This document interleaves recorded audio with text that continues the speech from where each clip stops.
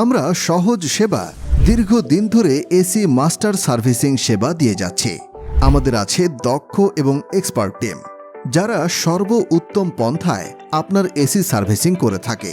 আজকের এই ভিডিওতে আমরা দেখাবো কিভাবে আমরা একদম সঠিকভাবে এসির মাস্টার সার্ভিসিং সেবা দিয়ে থাকি। চলুন শুরু করা যাক। প্রথমেই আমরা এসি অন করে দেখব ঠান্ডা বাতাস আসছে কিনা। এখানে বাতাসের ফ্লো কমে গেছে।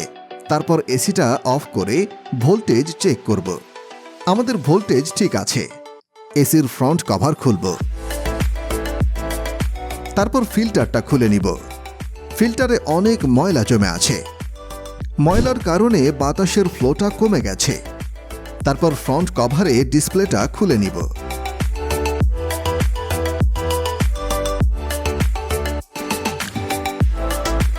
সেন্সরটা সরিয়ে নিব। এরপর আমরা ব্লেডটা খুলে নিব। তারপর আমরা লকগুলো খুলে ফেলব। এরপর আমরা লক স্ক্রুগুলো খুলে নিব। তারপর কাভারটি খুলে ফেলব। কাভারটি খোলার আগে কাভারগুলোর লক খুলে নিতে হবে। টানাটানি করলে লকগুলো ভেঙে যেতে পারে। এক্ষেত্রে খুবই সাবধানতা অবলম্বন করতে হবে। মাঝখানে ধরে কাভারটি খুলে ফেলব। পিঞ্চে যথেষ্ট পরিমাণ ময়লা আছে। ময়লা থাকার কারণে কুলিং বাতাসটি বের হয় না। প্রথমে আমরা কভারটি চারপাশে লাগিয়ে নিব, যাতে করে পানিটি বের না হয়।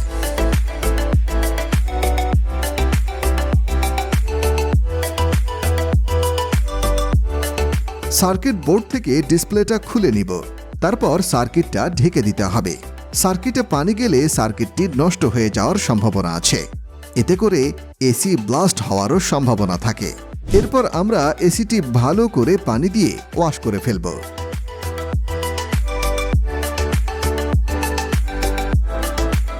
পানি দিয়ে ভালোভাবে ওয়াশ করার পর এটা খুব ভালোভাবে মুছতে হবে। এরপর আমরা কাভারটি খুলে নিব। তারপর কাভারগুলো ভালো করে মুছে ফেলব। এরপর ডিসপ্লেটা আগের জায়গায় লাগিয়ে দিব।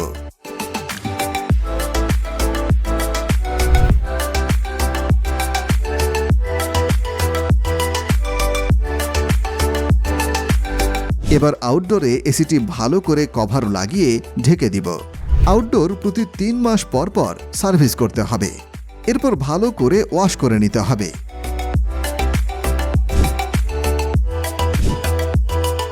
এরপর আউটডোরটি চেক করে দেখতে হবে সব ঠিক আছে কিনা। এবার আমরা এসিটি অন করে দেখব সব ঠিক আছে কিনা। প্রিয় দর্শক শ্রোতা, এভাবেই আমাদের দক্ষ টিম সর্বোৎকৃষ্ট পন্থায় এসি মাস্টার সার্ভিসিং করে থাকে। তাই আর কোনো চিন্তা নেই।